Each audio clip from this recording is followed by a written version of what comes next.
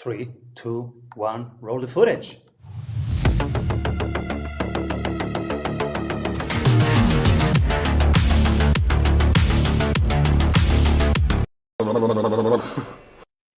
Welcome back, everybody. I'm Simon Severino, your host, and today I'm super excited because he said yes. I wanted to have this guest on so badly. He is an author, speaker, and like me, he's an endurance athlete. And I have such a passion for endurance people. These are always interesting, deep people. And he is. He wrote a book that is so cool and that can help us run our businesses better, start hard conversations better, and I would say generally do the right things, which are mostly also the hard things, and do them first and embrace them. Welcome, everybody, David Richman. What's up, Simon? How are you? So excited to have you here because you are such a wonderful human being and you wrote a book that I want the whole world to know about. So tell us about your book. Well, thanks. Yeah, so my book is it's called The Cycle of Lives. It's my latest book, and the subtitle of it, Simon, is 15 People's Stories, 5,000 Miles, and the Journey Through the Emotional Chaos of Cancer. So the 15 people I interviewed 15 different people, doctors, patients, researchers, survivors, loved ones, and all different ages, all different types of cancer, all different emotional responses to the trauma. And I asked them what helped them or what hindered them from exploring the emotional side of things during their journey. So usually was in relation to the traumas that they had earlier in life. So those are the 15 people. The 5,000 miles is once I was done interviewing everyone, which I did, Simon, for like 2 years. I interviewed everybody for a couple of years, get really, really, really personal and deep into their stories, their childhoods, the issues they had, whatever. And then I got on my bike and I did a solo 5,000-mile bike ride to go meet all of them for the first time. And then the emotional chaos of cancer, that's kind of like, it doesn't matter if you have a fear of cancer, if you had cancer, if you care for people with cancer, if you have a loved one, a friend, or whatever, there's just a lot of emotional chaos involved. And what I found is that most people are not equipped to have those very hard conversations. I mean, you said it just a minute ago, even at work, even in business, having hard conversations, man, it's tough. It's tough to go into areas that are difficult for us to navigate because I don't want to step on somebody's toes. I don't want to make them feel guilty. I don't want to sound like a jerk. There's a lot of reasons. And so oftentimes we don't have those hard conversations. Why did you pick the topic of cancer in the first place? Well, it was probably a result of watching my sister go through terminal brain cancer. And and this as an endurance athlete, but you've been an endurance athlete your whole life. I've been an endurance athlete only in my adult later life. So in my late 30s, I was a smoker. I was overweight. I was stressed out at work. I was unbelievably stressed out at home, and I just was not living a good life. I had 4-year-old twins. We are kind of in a dangerous situation domestically, so I had to get me and my twins out. And then I looked in the mirror, Simon, and I said, "Man, you are overweight. You're you're stressed out. You're a smoker. You're not healthy. You're terrible. Like you got to start figuring out what you want to do in life." And so I started by saying, "Okay, I'm going to go run 2 minutes. Then I'm going to run a mile. Then I'm going to run 3 miles." And eventually, like maybe 8 months later, I did my first Ironman. During the time though that was happening, yeah, that was fun. I've done like almost 20 since, so it's kind of ridiculous. But Fun? I never think of fun when I think of an Ironman, but I'm with you. I hear you. yeah, it's fun in certain ways. I mean, sometimes uh, uh, the hard work pays off, and even if it's just a cross of a finish line, it makes it fun. But during that time when I was going through this down a brand new path of my life, you know, and really making very big strides on who I wanted to become and how I wanted to interact with the world and whatever, I'm getting this kind of awakening and this optimism for my life ahead of me. At that same time, my sister said, "Hey, I have terminal brain cancer, and it's not gonna let me live very long." And she was married and two young kids, and good life and the whole thing. But it was kind of like her journey was to the end of life. My journey at the same time was beginning, and so we had that very different experience at that time. And we had a lot of deep talks and a lot of we navigated a lot of that emotional chaos that comes with cancer, and especially with a terminal cancer. And it just got me thinking, why are some people good at talking about the emotional things and some people are not? And that's what made me want to write the book. Wow. And how did writing the book change you? Well, it changed me a lot because I like you. I managed a large business. I had hundreds of employees, and some of them I went to funerals with and weddings. And I mean, we had very tragic things happen during the financial crisis. I had one of my employees jump off the building, and we had to navigate that difficult and as much difficult stuff if I had navigated as a boss, right? And as a friend and through life, just horrible. Man, I realized I have no idea what people are going through and what people have gone through. And it's shocking when you stop for a moment and you sit down and you talk to somebody in a real, authentic, listening, caring way. They can open up to you and have the most amazing discussions about things you had no idea about. And so, writing the book, not only did it teach me that people are really good at isolating when they go through trauma, they're really good at hiding it and just packing it away for later. Maybe later never comes, but very few people deal with it in a very proactive, healthy way. And it made me realize, Simon, that man, people have been through a lot, and it really affects their ability to have really deep connections with the people in their lives. And you see this all the time. You see a husband and a wife, and then the husband wakes up one day and says, "Man, I don't even know you." And the wife wakes up one day and says, "Man, I don't even know you." Right. And then we're close to our kids. And then, when they're a young adult, they do something where we're like, how in the world, like, who is that person? Right. Or, we just don't know. Or all of a sudden your grandmother sits you down and says, "Did I ever tell you about this thing? And this thing is the most traumatic thing ever. And you never knew about it your whole life." And so I just wanted to uncover things about people that we could all relate to, because who hasn't had traumatic times? And if we can understand maybe a little bit deeper level that people are really sometimes dealing with a lot of trauma and a lot of residual effects and emotional, residual effects of that, then maybe it gives us a chance to connect with them in a more authentic way. And you went all in. You interviewed 15 people in Mhm.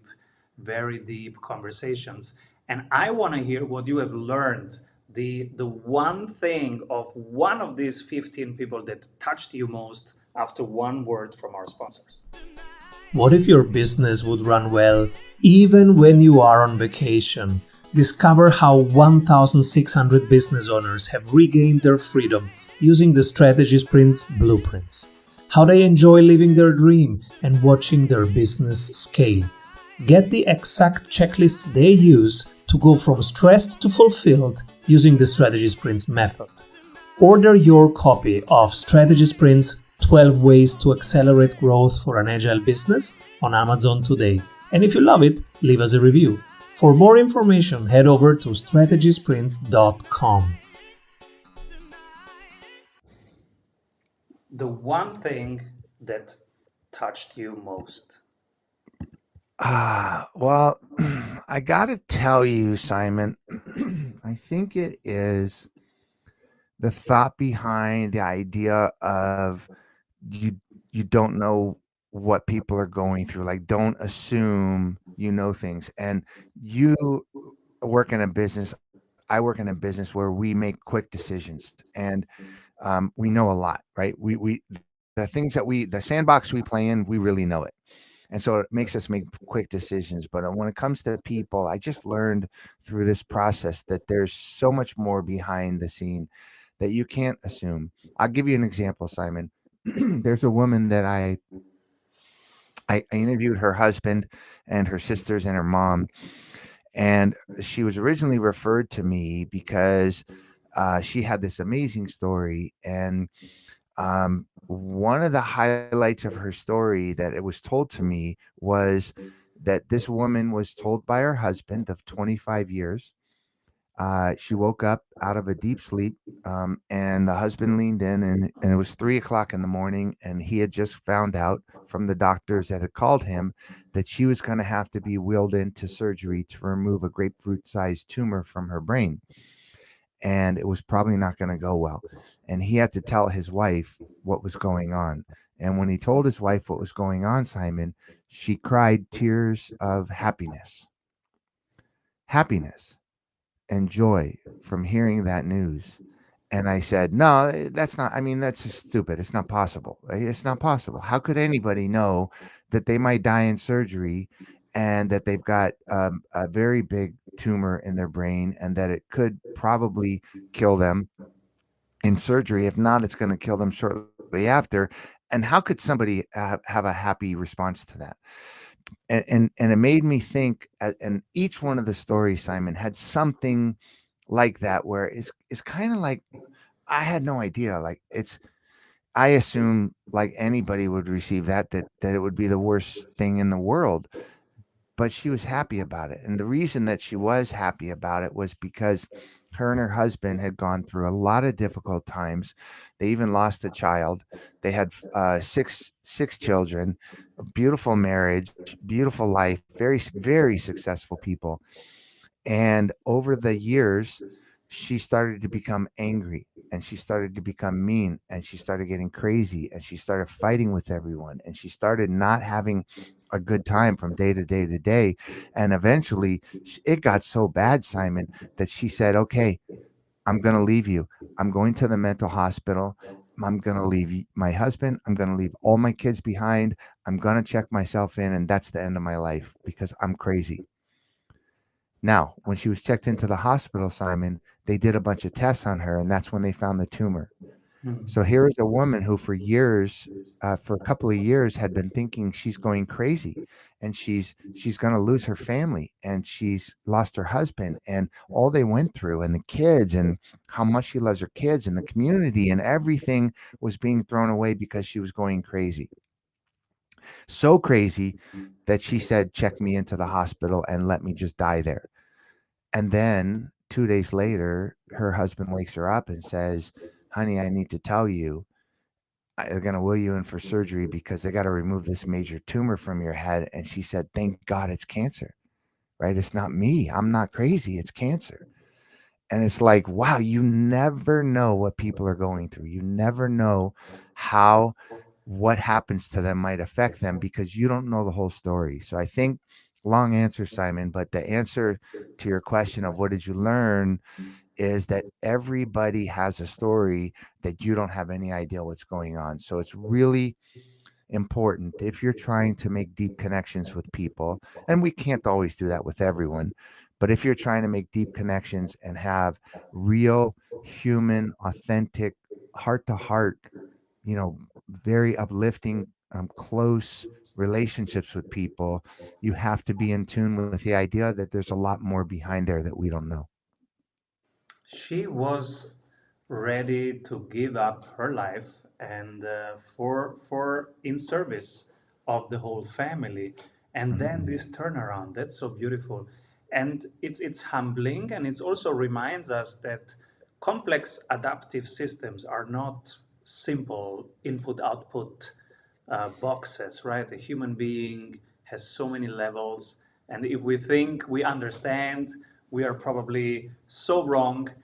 And it's a good reminder to stay aware, to listen, and to wait with our judgments, right? Even if we think we understand, maybe it's better to listen a second time, right? And also ask questions, right? That's a good way to get to what somebody's feeling is to ask questions. Can I tell you another super quick story, Simon? One of my favorite people. He's become a very close friend. In fact, he's done an Ironman and a couple of half Ironmans. He's going to do another Ironman later this year in Spain, and he's such a good friend. He's a wonderful man, but he's this young guy, very Latin, Puerto Rican, macho guy. Yeah, I'm never going to ask for help, and I can take care of myself. I don't need anybody kind of guy. And he eventually finds out what he thought was just a pulled muscle turns out to be a huge sarcoma in his belly, and he's got to have this thing removed. And he basically has no chance to live. None. Like the doctors are like, you have no chance to live.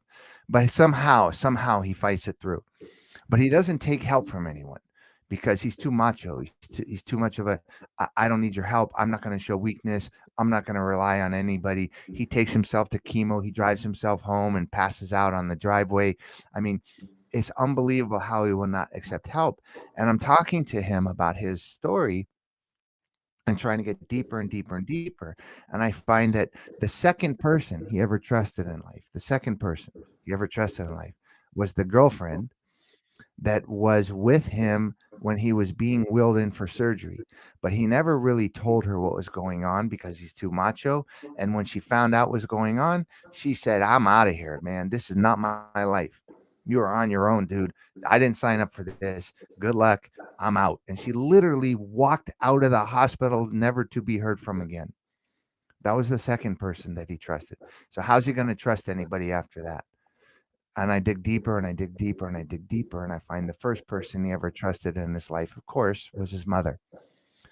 And when he was 6, he walked in and his mother was in the middle of taking her own life.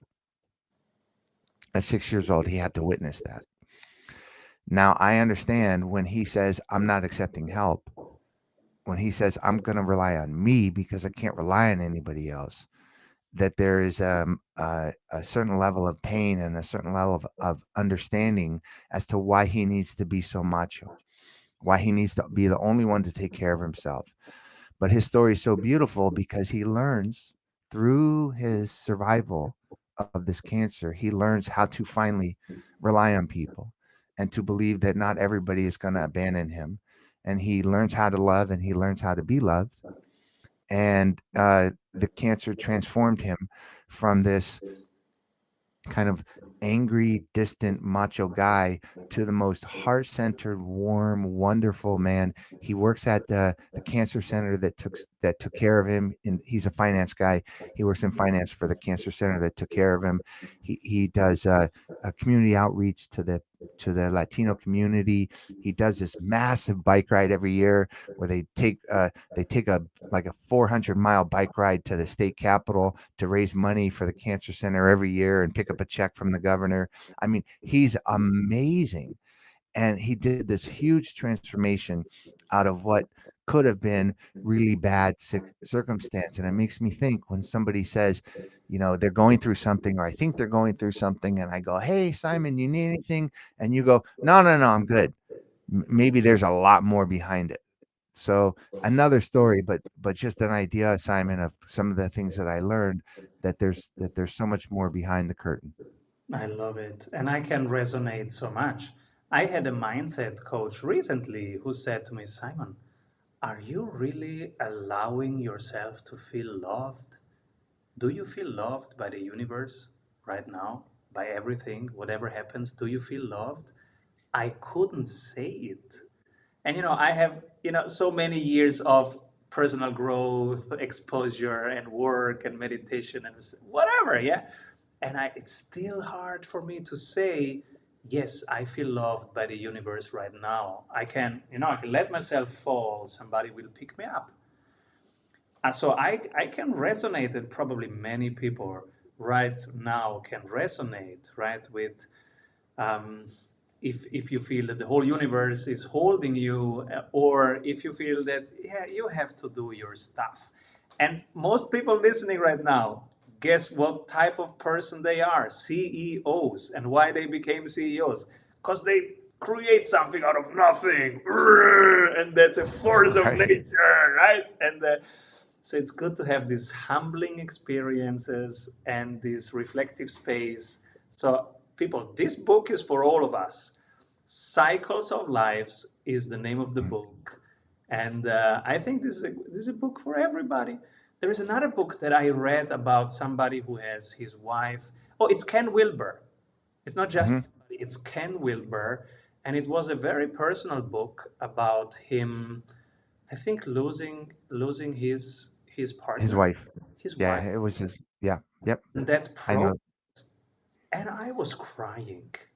Mhm. I was crying. It was so hard to read, but at the same time, I couldn't stop reading. And then I was crying and reading and crying and reading. Wow, the hate, yeah, angry, Mhm. powerless, sad, uh, and in such an intensity, right? Yeah. Yeah, so I I one of the things that I said, with each chapter, so each chapter is its own story. I'm not in those chapters because 'cause I'm not part of their life story. So the book is the 15 stories, and in between each of the stories is a very short narrative about my bike ride, people I met along the way, some of my emotions over losing my sister, that kind of stuff, right? But in each story, I kind of start each story, Simon, by saying a little bit about the person, and then I say what their strongest positive emotion from cancer is and their strongest negative emotion from cancer, Mm. because everybody has a different view. Some people, um, they like I have a lady who had cancer 5 times, 5 different cancers over a 35-year period in her adult life, and she did not have negative reaction to having cancer. Could you imagine? Well, the reason, It's right. Simon, the reason Oh, she never again. had a the reason she never had a negative reaction to cancer was because she had the love of her life by her side the whole time. Her first cancer came like 2 months after she met the love of her life. And so she was very secure that that they were going to be together, that she was going to have somebody there with her. But she had the strength, Simon, because right before that, before her first cancer, she had escaped a 4-year, absolutely brutal, abusive relationship where she thought she was going to die. And if she felt, if I could survive that, then who bring cancer, bring it on, man. I got no problem with that. So she never had it. And then I have other people I spoke to who only have the fear of cancer, and the fear of cancer is crippling, right? Crippling. So I think it's important to not judge or assume the way people are going to deal with things, because when we say, "Oh, Simon, I'm really sorry that to hear that your grandmother died. Oh, that must be horrible." And you're thinking to yourself, if you only knew my grandma, she was the meanest person in the world. She ruined my mom. And my mom did everything she could to overcome what a terrible person my grandma was. And I'm so glad my grandma's dead. Now, I'm not suggesting that's your story, Simon, but how do I know that's not your story? Right. And so, how do I know that something is the worst thing ever or the best thing ever? I don't assume. What's the Don't assume. best way for us to be with somebody who is terminally ill? Is it just being there, holding their hands? Well, not very many of the stories deal with death. Most of them deal with life and optimism and inspiration, and how do we overcome, or how do we deal with people who've overcome such tragic situations. And some of the stories are about death. And everyone that I speak to, Simon, from the book, all the people I've met since, hundreds and hundreds and hundreds of people I spoke to very intimately about this, that one regret that keeps coming up in that situation, if you're with somebody who's actually dying, is that they regret they didn't have deep enough discussions. And the Mm. reason that they don't have the deep enough discussions is because it's really hard. It's really, really hard. What do you say to someone who's dying? I mean, what can you say? Nothing. There's nothing you can say. But that's because we think that we are here to make it better for them or to make it easier to understand. We're not.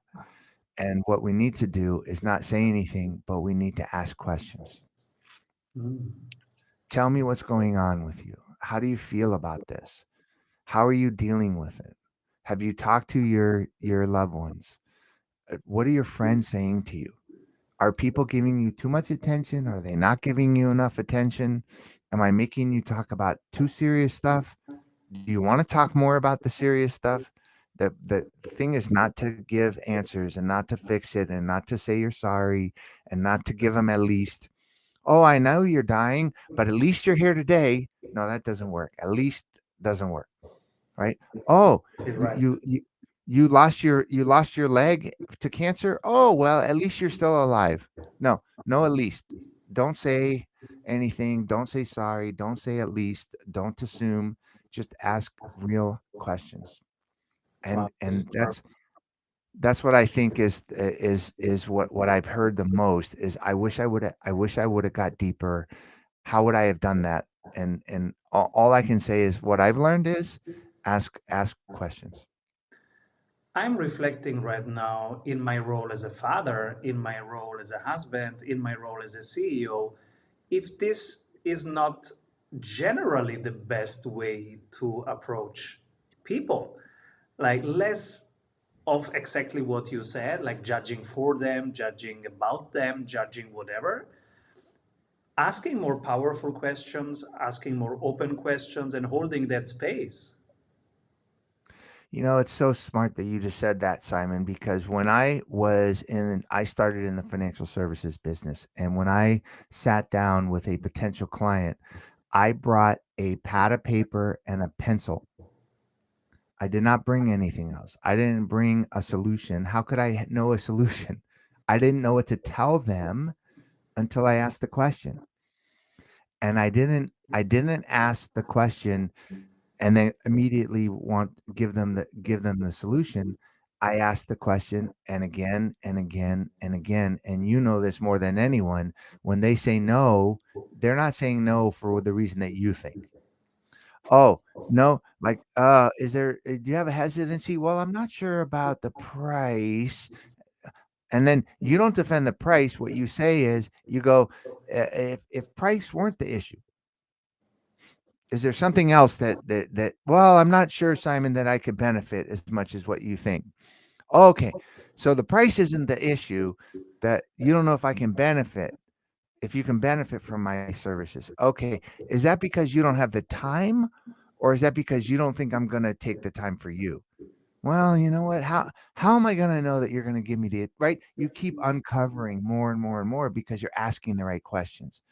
I don't like people giving me solutions before they really uncover what I'm hiding, what the smoke screen is. You clear out the smoke, you take down the silo, you get me to where I really feel like I'm being heard, then we can talk. Then we can talk about solution.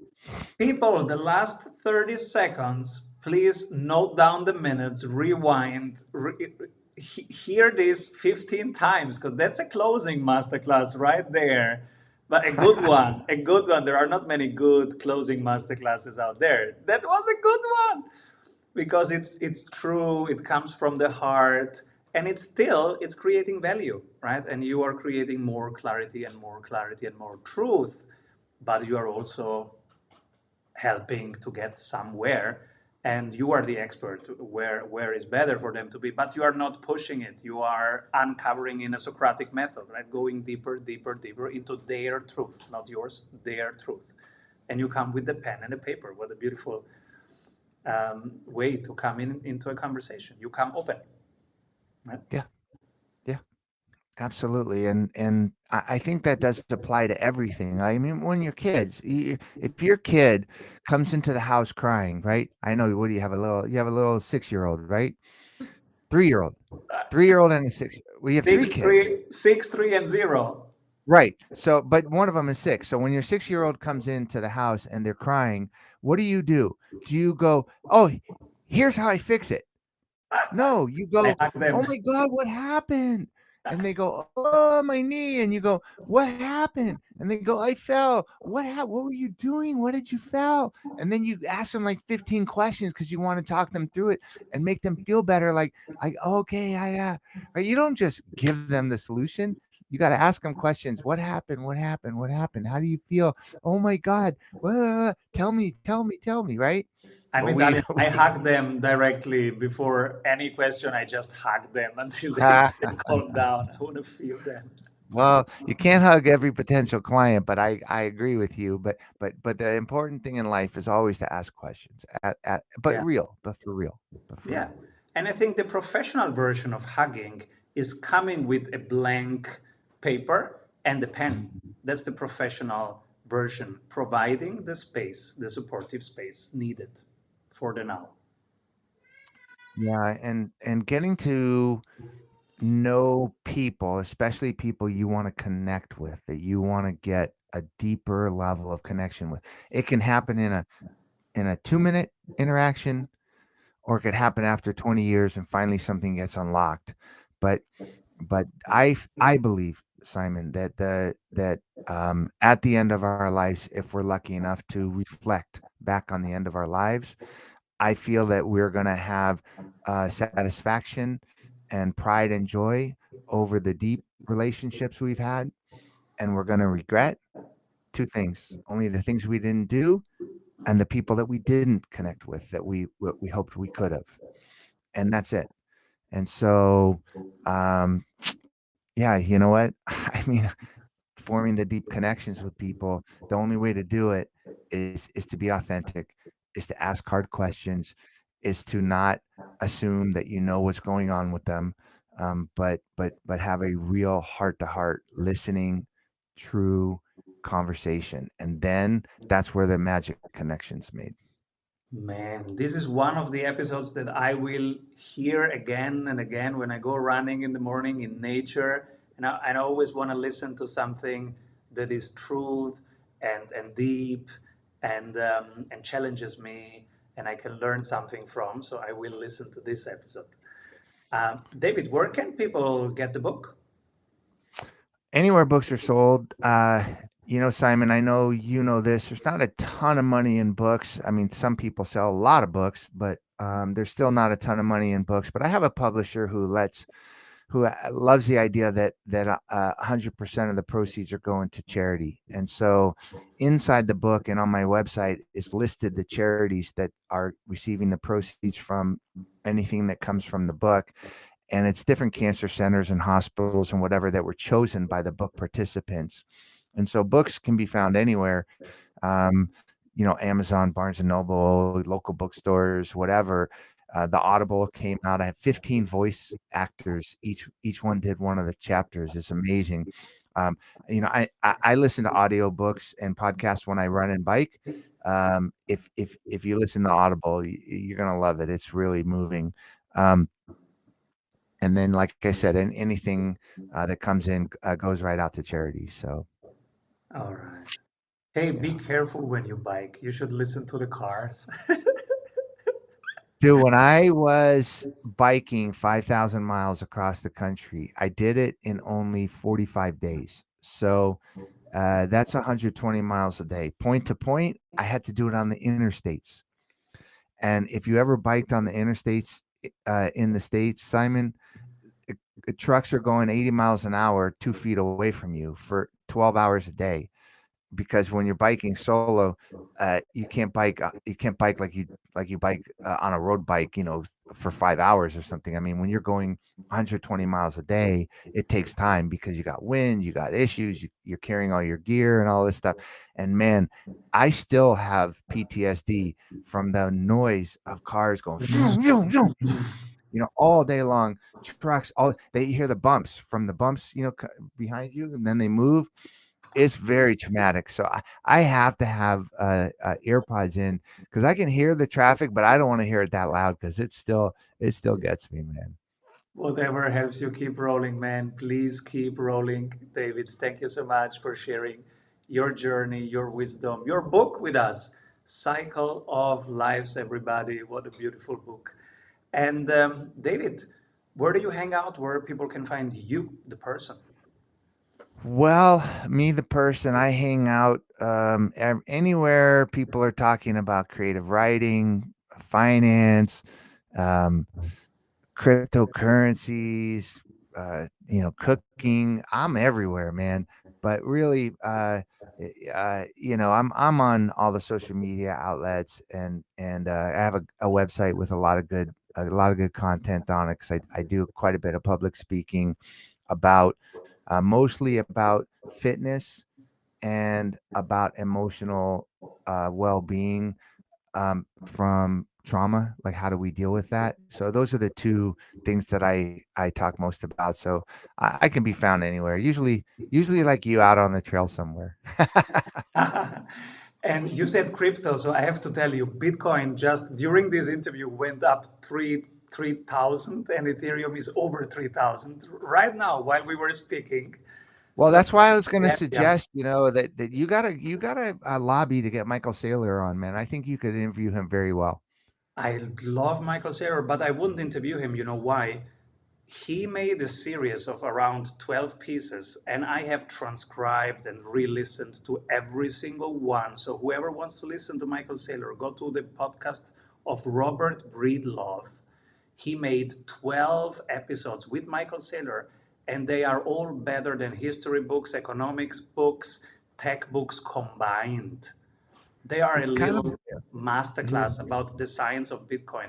I have transcribed them and created a blog post. I called it The Science of Bitcoin. It's on strategiesprints.com if you want to read it because it's so dense. You will have to reread it a couple times. But I Mm, think nobody can, and especially not me, can make a better interview out of that guy. Uh, I adore him. I would not interview right. him Well, unless I can explain something new. yeah, there's a few other people that you can get on in that space, and I think uh, they're always willing to talk, right? And I love that because it's like when you have the right solution and you don't profit from just you, all you want to do is share the information that and other people don't. It's like, like when you know the inside of something and you know how it works, it's like, man, I just want to let people know. And I love that about a lot of the crypto gurus out there, a lot of the very educated people, is all they want to do is let you know what's going on. They just want to educate you. They want to make you comfortable with it. And I love that. So I think keep focusing on it and keep searching for the right people because you'll get them on here for sure. Thank you so much, David, for being here. Everybody, Cycle of Lives. What a wonderful book. And David, thank you for this. And literally, keep rolling, man. I will. What if your business would run well even when you are on vacation? Discover how 1,600 business owners have regained their freedom using the Strategy Sprints blueprints. How they enjoy living their dream and watching their business scale. Get the exact checklists they use to go from stressed to fulfilled using the Strategy Sprints method. Order your copy of Strategy Sprints 12 Ways to Accelerate Growth for an Agile Business on Amazon today. And if you love it, leave us a review. For more information, head over to strategysprints.com.